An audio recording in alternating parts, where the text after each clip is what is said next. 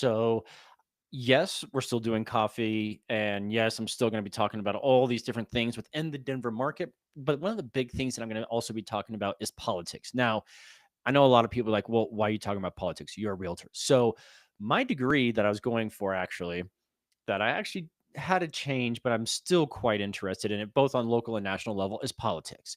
And the reason why is because it affects how people buy homes, it affects how people look at homes, and it also affects how people are going to be prepared for the future of their home, buying or selling. So, right now, we can see interest rates are doing a whole bunch of different things. We have no idea right now when things are going to drop. We have no idea when, if things are going to drop to a significant point.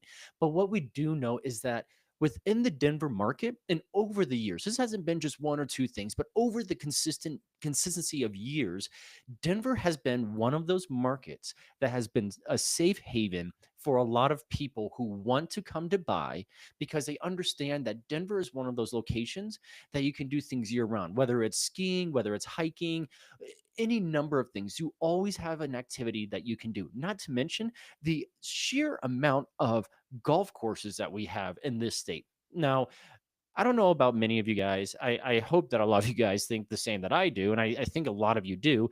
But when it comes down to it, there's a lot of people here who play golf. I remember 2 years ago, I could basically just walk on and get a tee time anytime at City Park. Now I have to schedule a whole thing 2 weeks out, 7 p.m., 7 p.m., and 1 second, really, in order to get a tea time. It is so unbelievably busy.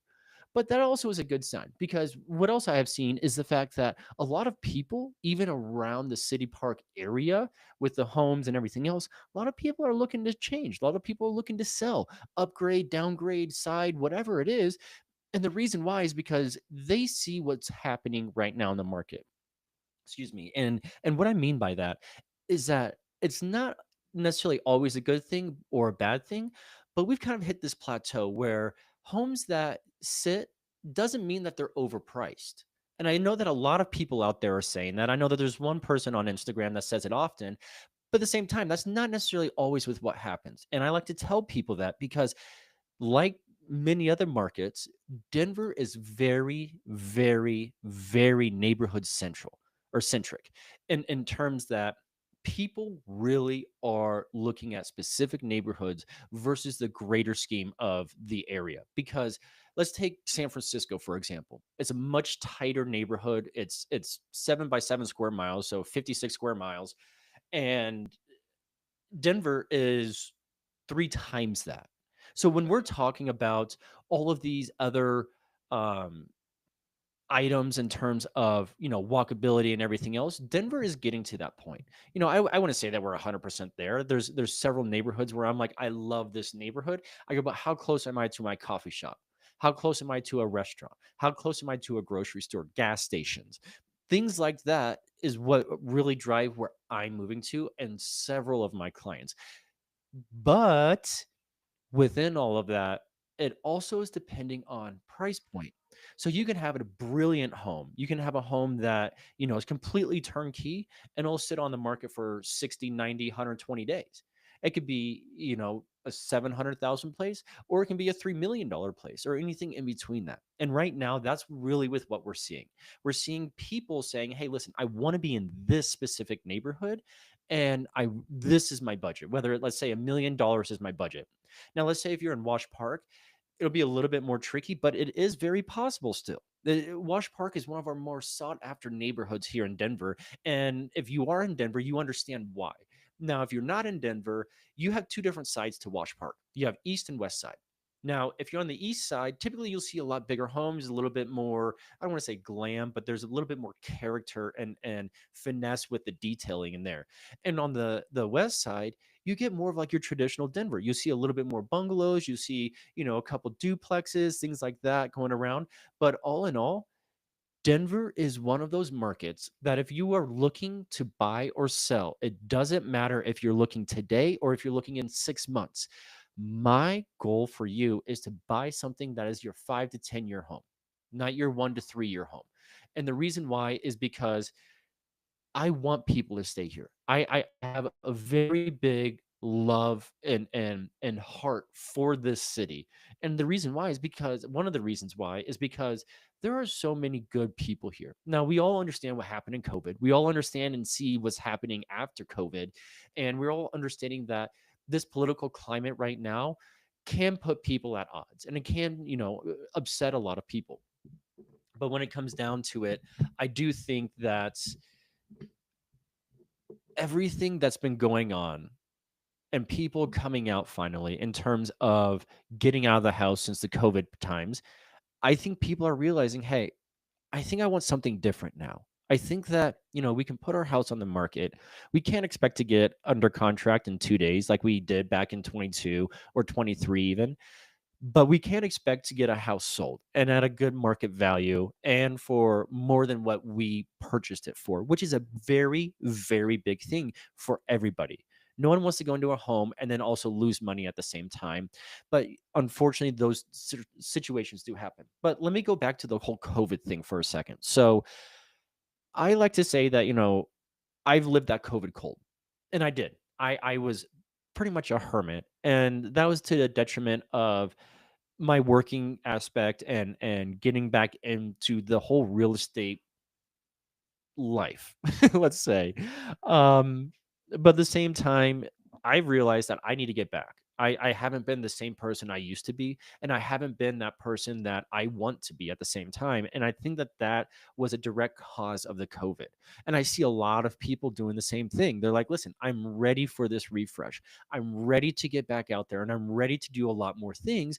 And we started seeing that last year, but at the same time, we've really started seeing it over this year. We start seeing a lot more people being active, a lot more people, bringing their guard down more. And I think that that's a very, very big tell when it comes to people and the economics of people and what's happening within the markets. So if you're interested a little bit more about, different neighborhoods and specifically what neighborhoods have to offer, please just, comment down below, send a message, anything like that. I would love to talk to you one on one or even make it a whole podcast like I have been trying to do over these last couple of weeks. But kind of going back to everything, my life through several wrenches.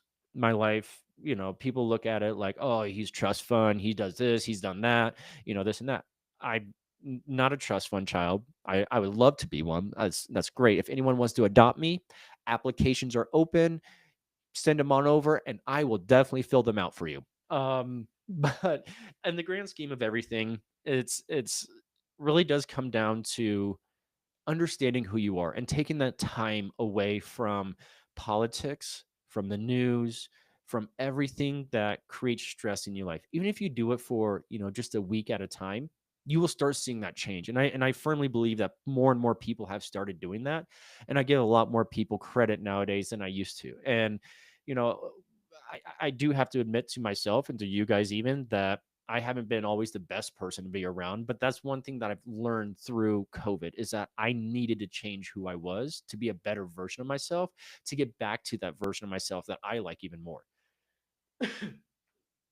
But with all that said, I do strongly believe in the Denver market, and I really hope that you guys also see the value in the Denver market. But if you don't, please reach out. I would love to talk to you about it because there are many different things right now that you, as a consumer, can really grab onto and say, listen, I think that you're right. I understand where you're coming from now. But at the same time, unless someone has that explanation, unless someone understands why I feel this way, it's kind of difficult. Now, it could be too long to put it into this, but I can say I will be talking about the positives of why Denver market is such a great market. Now, I do understand the economics that it is not cheap to live in Denver anymore. It's not inexpensive to live in Denver. We're pretty much hitting the national average of what it costs. For a two-person household, we have to be around, 180 to 200,000 in order to live comfortably. And that's for, a two-person household. So that's not always easy. And, I understand the struggle that so many people go through.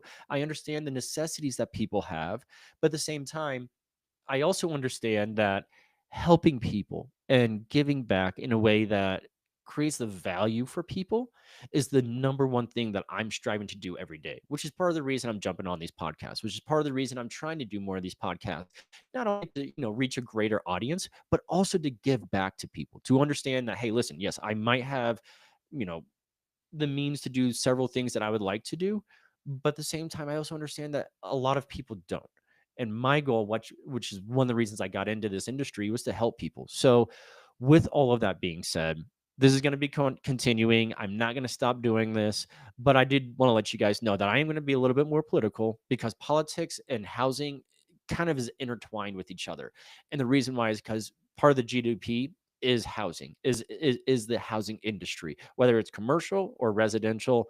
It affects our GDP, it affects the country itself, and it affects how much people can really purchase. So stay tuned, stay happy, and if you have any questions, comment below, send me a message, call me, text me. I know many of you guys have my information, and if you don't, please just reach out and send a comment down below, and I will definitely send you a private message. Reach out any way that I possibly can. But I hope that you guys have a good week this week. It's just after 4th of July, and I know a lot of people had a great time, but I also understand that there's things that have been weighing on people. So stay tuned, stay safe, and we'll talk to you guys soon. Cheers.